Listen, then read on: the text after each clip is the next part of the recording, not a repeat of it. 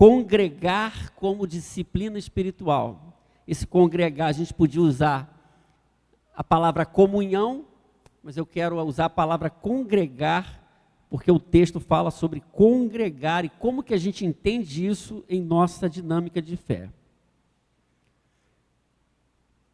Congregar como disciplina espiritual, Hebreus 10, 25, nós vamos usar esse texto básico, mas eu vou usar outros textos também. Então, vai ser projetado o texto, Hebreus 10, 25.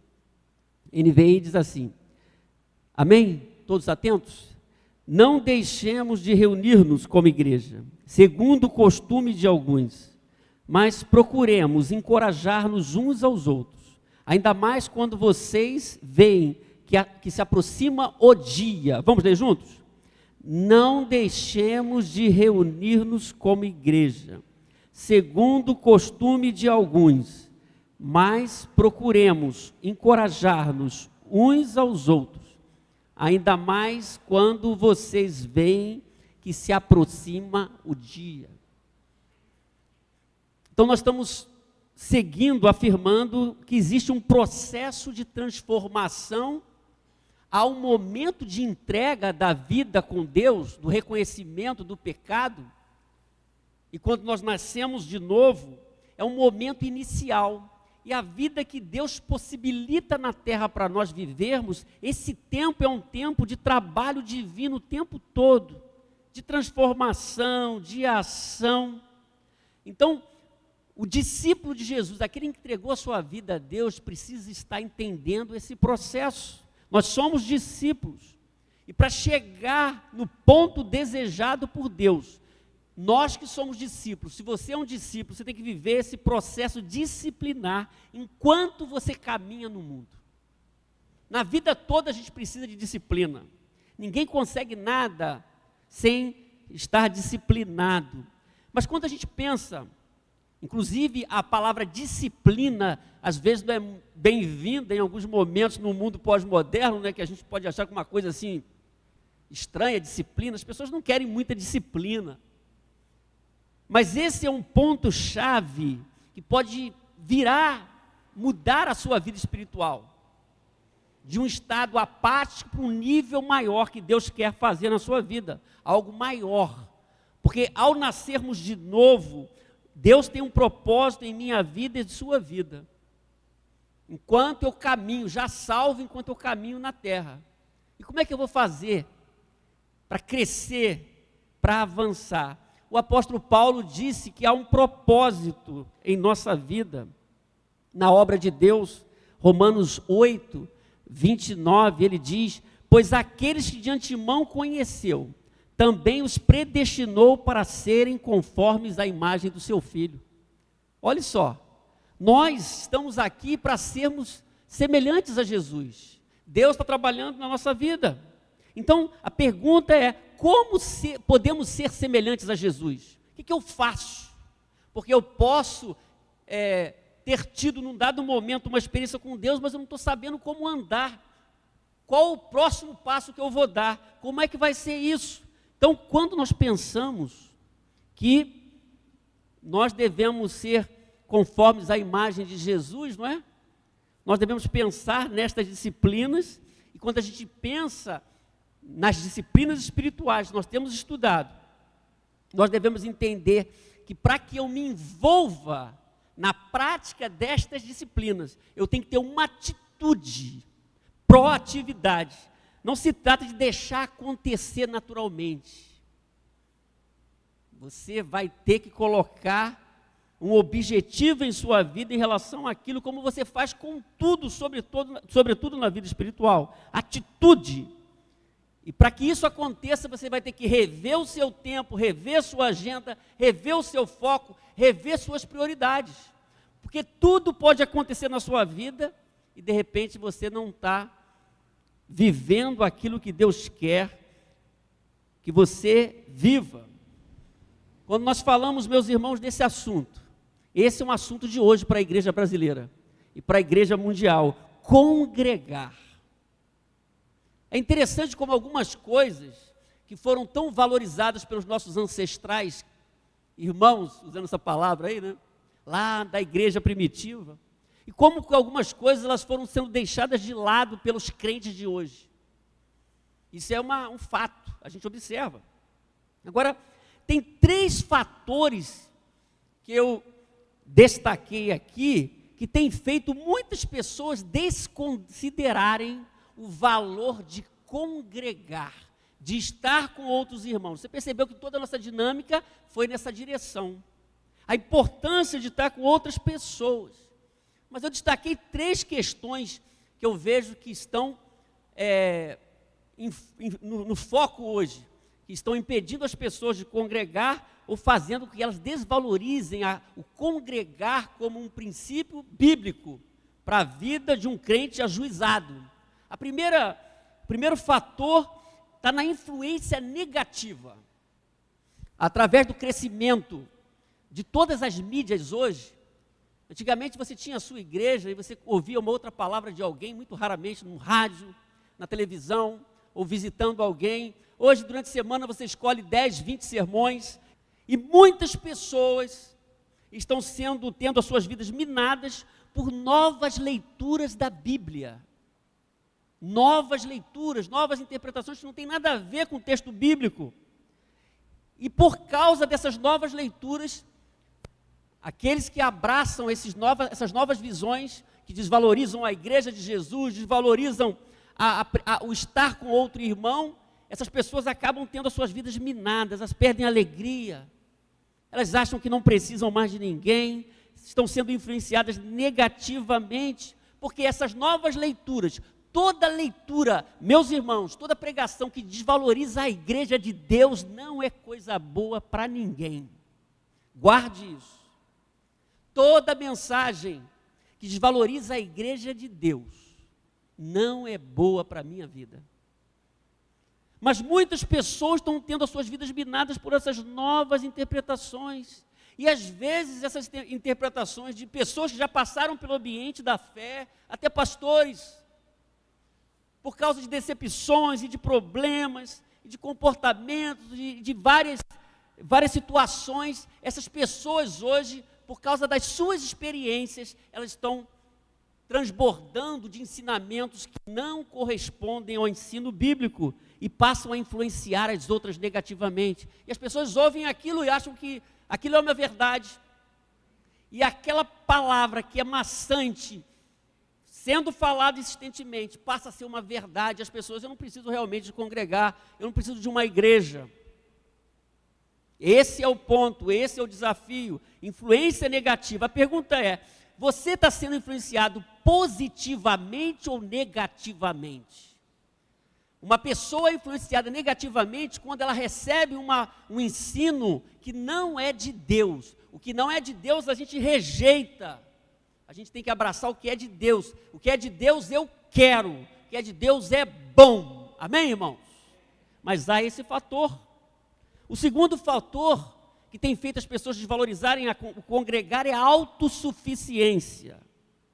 Nós estamos trabalhando os vírus da alma, indiretamente a gente trata desse assunto, porque quanto mais eu tenho os valores do reino de Deus, mais eu posso trabalhar o meu caráter, a minha vida, e quanto menos, mais eu comprometo a minha vida. Então, o pensamento de que eu posso viver sem depender de ninguém, não há nenhuma pessoa aqui que não dependa de outra. Desde que nascemos, nós dependemos das pessoas. Nós éramos bebês e os nossos pais nos criaram, nos ajudaram, nos amamentaram, e assim foi até hoje, não importa a idade que você tem. Quando você fica doente, você precisa de alguém. Você precisa de alguém. Ninguém é autossuficiente. Então, na igreja, no Novo Testamento, essa questão é muito importante, porque o congregar é o congregar que envolve pessoas diferentes, com demandas as mais distintas, e cada uma precisa da outra. A pergunta é, você já descobriu o valor da interdependência tão clara no Novo Testamento? Está ali, uns aos outros, está ali. Então eu não posso ter autossuficiência, eu preciso. Não há ninguém que não precise do outro. Então estar no ambiente da fé é muito bom, porque nós precisamos. Você precisa, eu preciso de ajuda, nós vamos ver isso. Mas esse fator, que envolve uma certa arrogância, mesmo para alguns crentes, Eles acham que não precisam, porque eles estão acima de qualquer coisa. Eles estão acima e eles não precisam congregar. Eu preciso. Amém? O terceiro fator, imaturidade. Infantilidade. O imaturo acha que ele não entendeu as suas fraquezas nem as dos outros, então ele é imaturo. Ele reclama, ele esperneia, ele não saiu dessa postura. A imaturidade que permanece, porque a gente nasce bebê espiritualmente, precisa crescer. Por isso o ambiente é importante que a gente tem que ser um ambiente saudável para a gente crescer, por isso congregar. Mas se eu fico permanentemente na imaturidade, como é que vai ser? Você já entendeu o caminho da maturidade? Pedro disse para a gente conhecer o Senhor, seguindo conhecendo o Senhor, no aprofundamento espiritual. Então esses fatores, meus irmãos, estão ligados aos outros fatores. Então quando olhamos para o congregar como disciplina espiritual, estamos pensando no valor da comunhão, no valor da interdependência uns aos outros, mencionado tantas vezes no Novo Testamento. Então se eu quero praticar a disciplina da comunhão, do congregar, eu tenho que estar atento a isso, tenho que fugir da autossuficiência, tenho que entrar no processo do amadurecimento. Esse é o plano que Deus tem para mim e para você. Agora eu queria colocar aqui, elencar algumas razões pelas quais devemos congregar. Eu quero desafiar você, o que eu falar aqui que não for de Deus, não receba, amém, irmãos? Não receba, por favor, só receba o que for de Deus. Primeira razão para eu congregar, nós temos uma recomendação bíblica nessa direção. Bastaria só isso, uma recomendação bíblica para congregar. O texto diz, o autor aos Hebreus diz, não deixemos de reunir-nos como igreja. Só essa frase já bastaria. Não deixemos de nos reunir como igreja, segundo o costume de alguns. Aqui é interessante, nós temos uma recomendação das Escrituras. Não importa o iluminado que fala que você não precisa de ninguém, que você não precisa de igreja, a Bíblia diz que você precisa, que eu preciso, que nós precisamos, porque nós somos o corpo de Cristo. O corpo de Cristo não é um pedaço, o corpo é um corpo que tem muitas partes, é o corpo de Cristo. Então há uma recomendação, a recomendação não é de homens, a recomendação não é deste pastor, a recomendação é bíblica, não deixe de se reunir, como é o costume de alguns. O que isso mostra, meus irmãos? Tem um plano divino. Dentro do plano divino, os salvos, os regenerados, que estão no caminho da santificação, precisam estar juntos, reunidos. Por isso não deixemos de reunir-nos como igreja, segundo o costume de alguns. Agora é interessante, o texto fala no português de costume, segundo o costume de alguns. Lá 2000 anos atrás, essa comunidade é uma comunidade propensa ao desânimo, propensa a olhar para trás, por isso que o autor está dizendo isso. Como é o costume? Se é o costume, padronizou.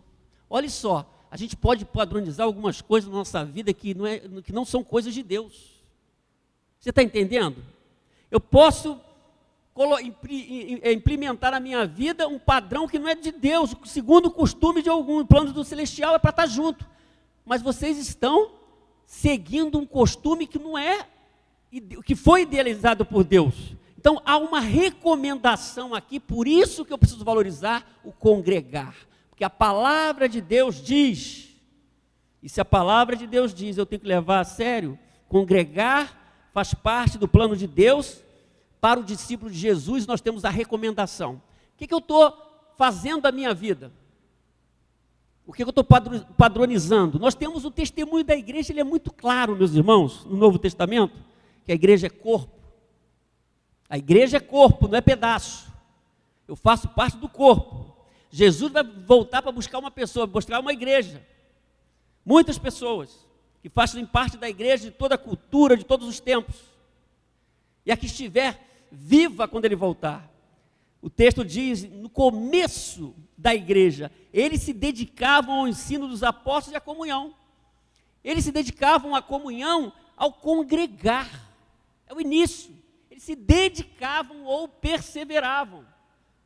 Ainda em Atos diz que eles mantinham-se unidos e tinham tudo em comum.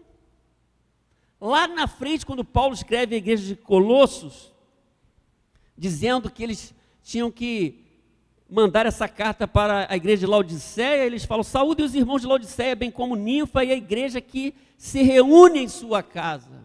Não é? O argumento que eu tenho ouvido hoje, porque a ideia é fugir do congregar, é não estar debaixo da autoridade de ninguém, no fundo é isso. Aí as pessoas: não precisam estar numa igreja, eu posso me reunir com 5, 6 pessoas, beleza. Mas o que eu tenho notado é as pessoas que têm fugido da igreja como denominação, usando o argumento que ela pode ficar com 5, com 10, no final da história ela não fica com ninguém, ela fica em casa, sem ser pastoreada, sem ser exortada, e você vê que ela não está avançando. É isso que a gente tem visto, mas o testemunho da igreja é esse, de perseverar, e quando não estava perseverando, como neste caso, é exortada a voltar, porque a palavra de Deus diz, o Russell Shedd, falando sobre esse texto, ele diz: Deus não espera que o cristão ande sozinho. Deus não espera que o cristão ande sozinho. Não dá. Mas eu posso criar vários argumentos para andar sozinho. Por que você não cria argumentos para você andar com outras pessoas abençoadas? A gente podia fazer uma lista do porquê, os motivos pelos quais eu preciso andar com gente abençoada. Faz uma lista: eu preciso ouvir a palavra de Deus, eu preciso ser exortado, eu preciso ser ajudado, eu não sei tudo, eu preciso aprender, eu preciso conhecer mais, eu preciso ouvir gente experiente, a igreja é coisa boa, louvado seja Deus. Inverte. Deus não espera que o cristão ande sozinho. Há uma recomendação, por isso nós congregamos. Congregar não foi invenção de ninguém, é orientação bíblica. É um princípio para eu adotar em minha vida. Segunda razão, temos uma promessa trazida por Jesus. Essa aí é forte também. Porque Jesus vai dizer: pois onde se reunirem 2 ou 3 em meu nome, ali eu estou no meio deles. Amém, irmãos? Onde estiver 2 ou 3 reunidos em meu nome. Eu quero dizer para você que Jesus está aqui, fica ligado, hein? Tem mais de 2 ou 3. Onde estiver 2 ou 3 reunidos em meu nome, nós não estamos reunidos aqui em nome de homens, nós estamos aqui para adorar aquele que vive para sempre. Nós estamos reunidos aqui em nome do Senhor Jesus, nós estamos congregando aqui em nome do Senhor, eu estou no meio deles. Então essa é a segunda razão. Nós temos uma promessa de Jesus, ele esperava que a igreja reunisse. Vocês vão se reunir, e quando vocês estiverem juntos, eu vou estar no meio de vocês. A promessa. Estamos reunidos aqui por causa de Jesus e para a glória do nome de Jesus. Nós não estamos aqui por outro motivo.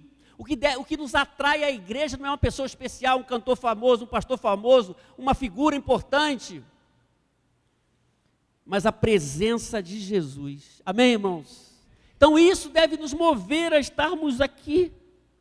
Primeiro, porque é uma recomendação bíblica. Segundo, nós temos aqui claramente uma promessa de Jesus: quando vocês se reunirem, eu vou estar lá.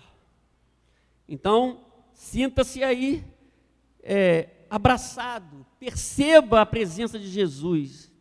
Quando ele fala isso, a gente tem que pensar em nossa motivação. Qual é a nossa motivação que nos traz aqui, neste lugar, para congregar? Onde estiver 2 ou 3 reunidos, eu estarei ali.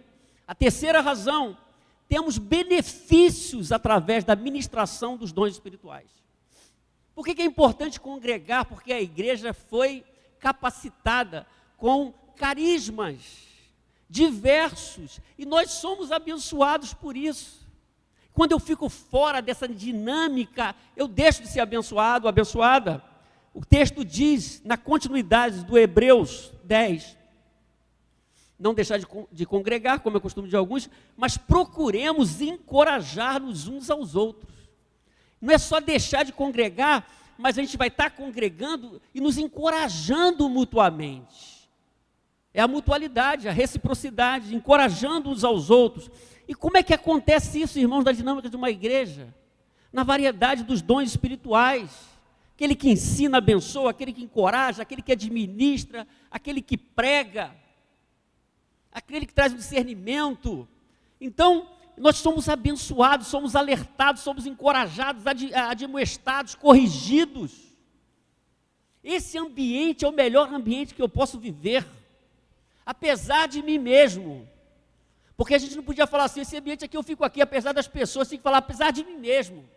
Apesar das minhas fraquezas, é o melhor ambiente. Eu sou abençoado quando as pessoas usam seus dons espirituais. Hoje nós fomos abençoados de várias maneiras já, com tudo que nós recebemos de outras pessoas que nos ensinaram, que intercederam, que nos encorajaram, que administraram, que fizeram tantas coisas em nome do Senhor, capacitados pelo Senhor e nos abençoaram.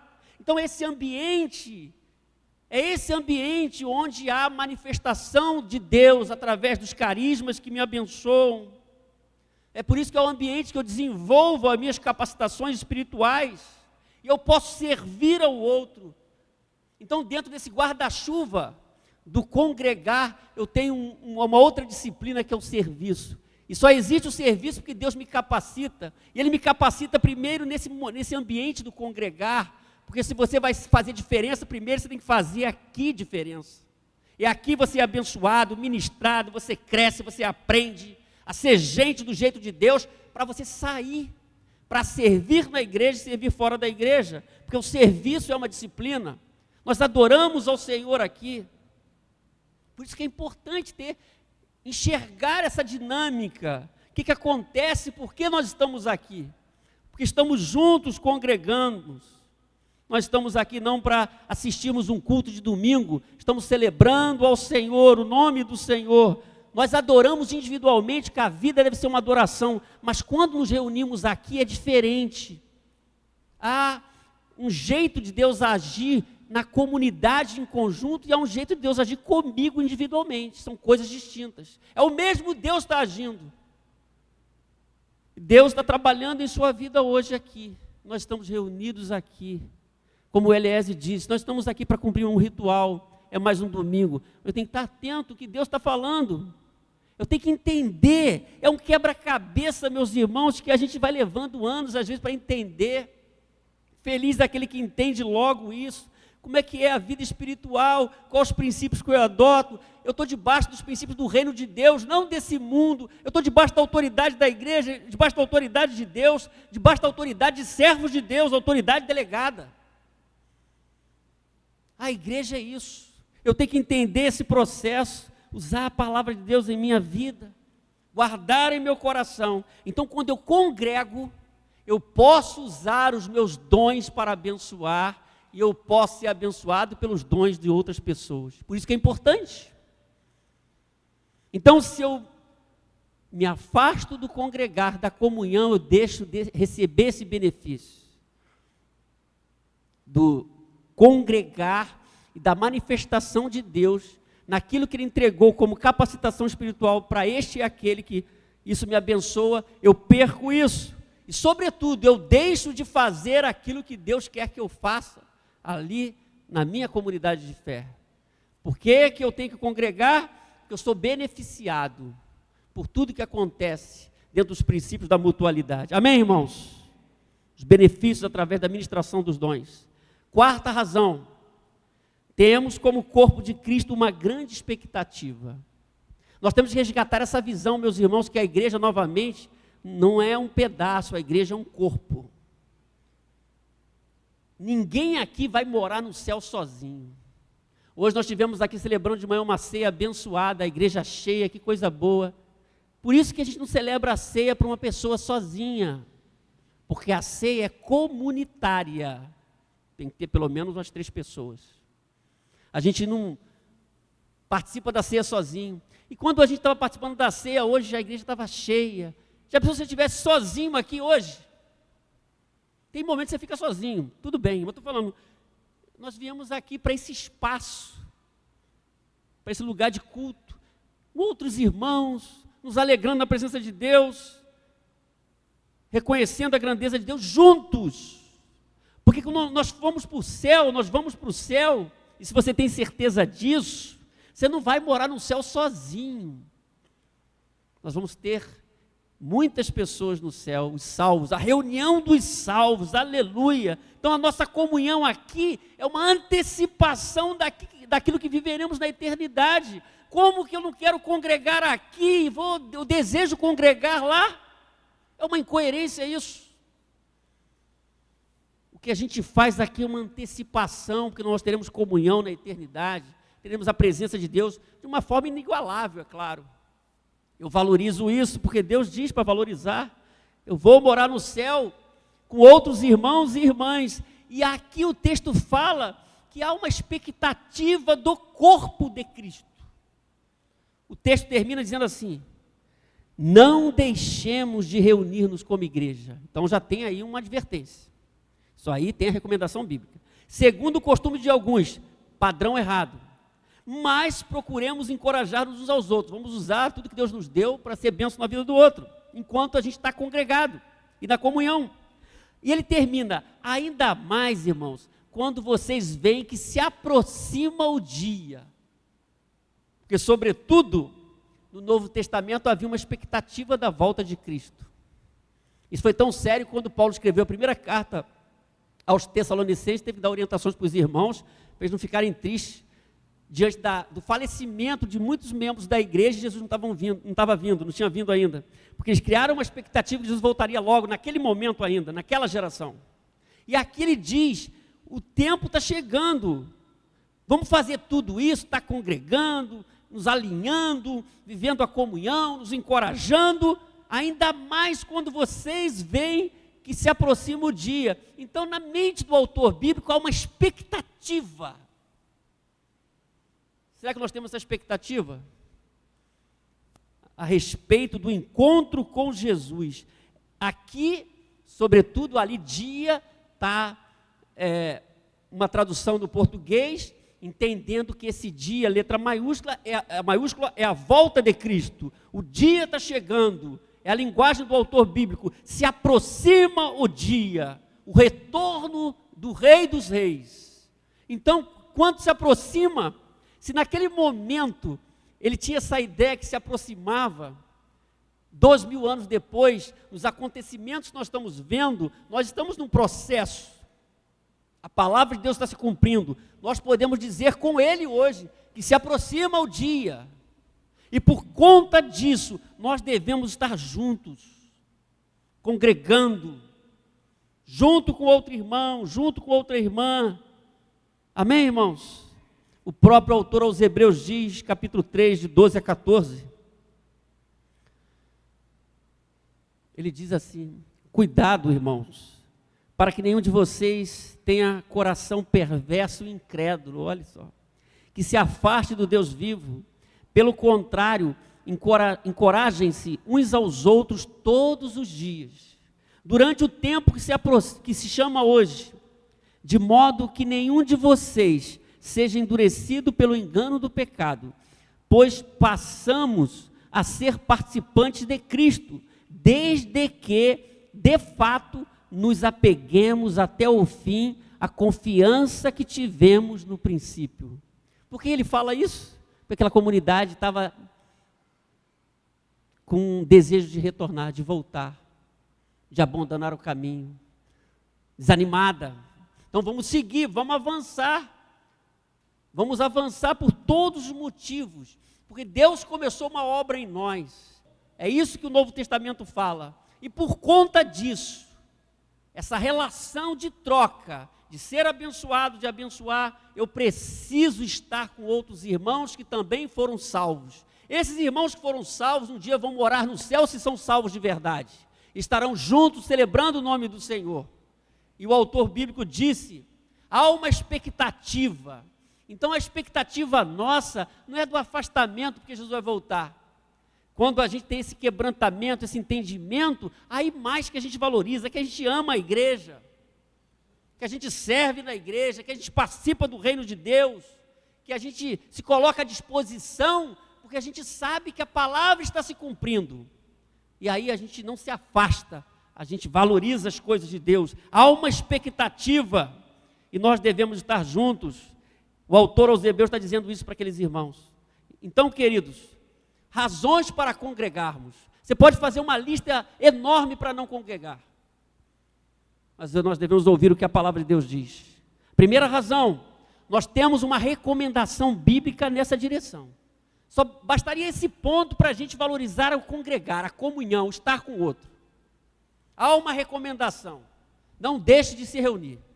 A segunda razão, temos uma promessa trazida por Jesus. Olha, quando vocês se reunirem, eu vou estar lá. Amém? É a segunda razão. A terceira razão, nós temos os benefícios através da ministração dos dons. Deus está trabalhando na igreja e eu sirvo através dos dons. E sou abençoado e abençoo. Por isso que eu preciso estar nesse ambiente aqui, onde Deus usa pessoas para me abençoar. Eu tenho que estar aberto para isso. Por isso congregar é importante. Quarta razão, temos como corpo de Cristo, como igreja, nós somos o corpo de Cristo, novamente, corpo de Cristo. O corpo de Cristo, a igreja, ela tem uma expectativa grandiosa sobre a volta de Jesus. Falamos isso na ceia. A ceia nós celebramos até que Ele volte, é um testemunho, uma declaração de fé, porque Ele vai voltar. Então, enquanto estamos aguardando a sua volta, nós não estamos sozinhos, nós estamos com outras pessoas, encorajando uns aos outros, vamos seguir, vamos continuar, vamos avançar, amém? Então, meus irmãos, a recomendação, note bem, veio de Deus, a promessa veio de Jesus, os benefícios são trazidos pelo Espírito Santo, e a expectativa é nossa. Então, Deus falou para reunir, Jesus falou que estaria nas reuniões, o Espírito Santo age nas reuniões através das capacitações espirituais, e aí eu crio uma expectativa, porque eu estou do lado de irmãos e irmãs, eu faço parte do corpo de Cristo, e eu olho para cima, Jesus vai voltar, e eu quero me fortalecer, e como eu faço isso? Com outras pessoas abençoadas do meu lado, que Deus nos abençoe, nós possamos usar o congregar, a comunhão, como disciplina espiritual em nossa vida, amém?